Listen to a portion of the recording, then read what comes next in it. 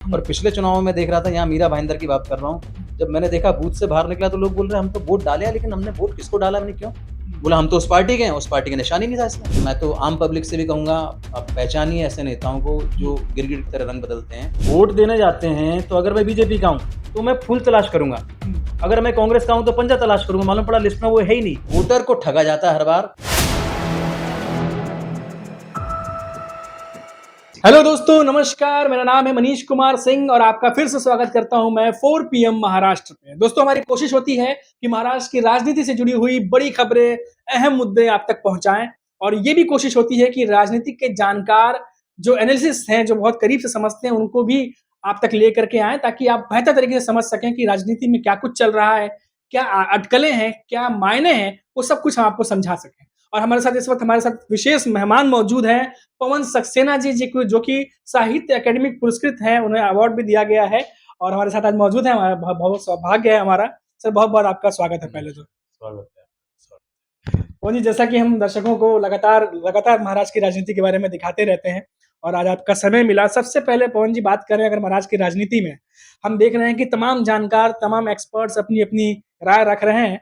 और हालांकि देखा जाता है कि हमेशा वो राय एक्सपर्ट्स जो हैं सही नहीं बैठती हैं, क्योंकि महाराष्ट्र के पॉलिटिक्स में कहते हैं कि कुछ भी प्रिडिक्टेड नहीं है, अनप्रिडिक्टेबल है, यहाँ कुछ भी होता है। कुछ भी हो सकता तो अभी की राजनीति को देखते हुए सबसे पहले आपकी विचार जानना चाहेंगे कि जो एमवीए गठबंधन है या एनडीए गठबंधन है, इनके बीच में हम देख रहे हैं कि मीडिया में तो ये कहते हैं कि सब कुछ ठीक है, लेकिन अंदर अंदर सीट शेयरिंग को लेकर बहुत ज्यादा खींचतान है। आखिर इस खींचतान की एक वजह अगर हम आपसे समझना चाहें तो? वजह तो वही सिंपल नजर आ रही है कि जिसकी जितनी सीट निकलेगी उसको उतना हक दिया जाएगा। तो हर पार्टी को लगता है कि मैं अपने उम्मीदवार ज्यादा खड़ा करूं। ठीक है ना? हमने अगर विलय कर लिया या हम एक साथ मिल भी गए, उसके बावजूद मेरा वर्चस्व कैसे रहे? तो मेरा वर्चस्व तभी रह पाएगा जब मेरे मेरे प्रत्याशी जीते, और मेरे प्रत्याशी जीतेंगे तो मेरी चलेगी। तो सबको अपनी मटकी में, वो ठीक है, दाल डाल दी, चावल डाल दिए, खिचड़ी पकानी है। अब खिचड़ी पकानी है, पके ना पके, वो मटकी में तो चलता रहेगा कुछ न कुछ, जब तक इलेक्शन नहीं हो जाए। कब कौन फूट के भागेगा, इसका कोई भरोसा नहीं। ये पॉलिटिक्स है। जो जिस तरह से रंग बदलते हैं, तो मैं कह रहा हूँ कि कहना नहीं चाहिए, गिरगिट भी जो शर्मा जाए नेताओं के रंग बदलने से। तो आज यहाँ, कल वहाँ, सुबह अखबार में आप देखोगे कहाँ पहुँच गए। तो ये होता है, यही पॉलिटिक्स है। और खासतौर से महाराष्ट्र तो इसमें आप भी देख रहे हैं, पिछली बार भी देखा, उसके पहले भी देखा कि जब वोट देने जाते हैं तो अगर मैं बीजेपी का हूं तो मैं फूल तलाश करूंगा, अगर मैं कांग्रेस का हूं तो पंजा तलाश करूंगा। मालूम पड़ा लिस्ट में वो है ही नहीं, क्योंकि उन्होंने अपने क्षेत्र से उस बंदे को उतारा है, उस प्रत्याशी को उतारा है जो आपके साथ वो पार्टी ज्वाइन है, और आपकी मुख्य पार्टी उसमें है ही नहीं। कई बार तो मजाक हो जाता है। खिचड़ी वाली बात आपने बिल्कुल सही बोली। खिचड़ी महाराष्ट्र की राजनीति में हमने कई बार देखा है कि ये जो शब्द है, ये खिचड़ी बना रखी है यहाँ पर। पहले साल 2019 तक अगर हम बात करें, 22 से पहले की बात करें, तो एक एनसीपी हुआ करती थी, उनकी अपनी एक विचारधारा थी, एक शिवसेना थी जिसकी अपनी एक विचारधारा थी। लेकिन अब जिस तरीके के गठबंधन बने हुए हैं, अपोजिशन मतलब अलग अलग विचारधाराओं की पार्टी एक साथ हो गई है और खिचड़ी बना के लड़ रही है, एक पूरी।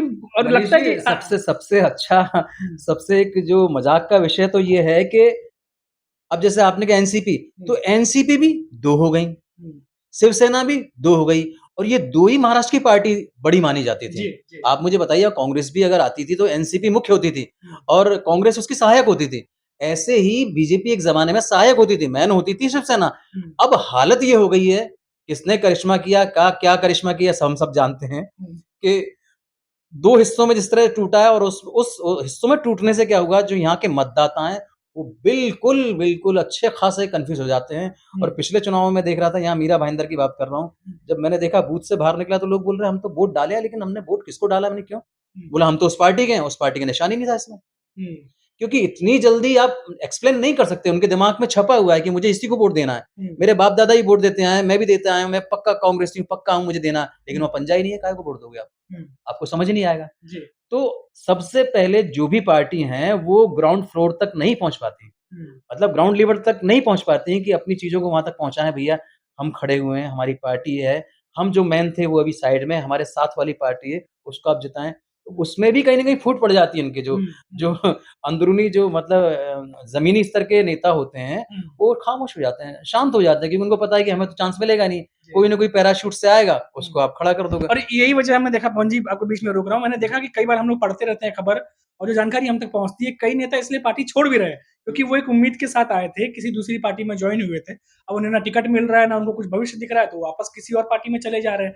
ये भी एक स्थिति है कि महाराष्ट्र की जनता ये सब कुछ देख रही है और ये बहुत बड़ा कंफ्यूजन की स्थिति है कि आखिर करें तो किसे वोट करें। ये सब जगह हाल है। हम्म, मतलब ये समझ लो नेता लोगों ने अपने फट्टे पहनते हैं बस वो लगा रखे हैं। पता नहीं कौन-सा लगाना है अब। कुर्ते वही हैं केवल फट्टे चेंज हो रहे हैं, टोपी चेंज हो रही है। हम्म, मतलब पिछले साल आप अगर इस साल आप अपने क्षेत्र में आएँगे तो मालूम पड़ा आप देख रहे हैं कि आपका जो बोर्ड लगा है उसपे आप दूसरी पार्टी से थे और अब दूसरी पार्टी से हैं। जिसका आपने खिलाफत की है उसी पार्टी में आप हैं तो आपकी मजबूरी है और ख़ास तौर से आपको अपनी राजनीति चमकानी है। जी। तो ये उन लोगों का लेकिन मरते कौन है? वोटर। हम्म, वोटर को ठगा जाता है हर बार हम्म, और जहाँ तक जो दल-बदल की जो इनकी नीति है, हम्म, इस पे अंकुश लगाना चाहिए। ये मतलब राजनीति को कहीं और ले जा रही है। जी। अपने स्वार्थ के लिए आप जो लोग आप पे विश्वास करते हैं, जिन लोगों ने आपको वोट दिया है, आप उनके साथ गलत करते हैं, केवल अपनी महत्वाकांक्षा पूरी करने के लिए। हम्म, ये अच्छे नेता की पहचान नहीं है और मैं तो आम पब्लिक से भी कहूँगा, आप पहचानिए ऐसे नेताओं को हम्म, जो गिरगिट की तरह रंग बदलते हैं।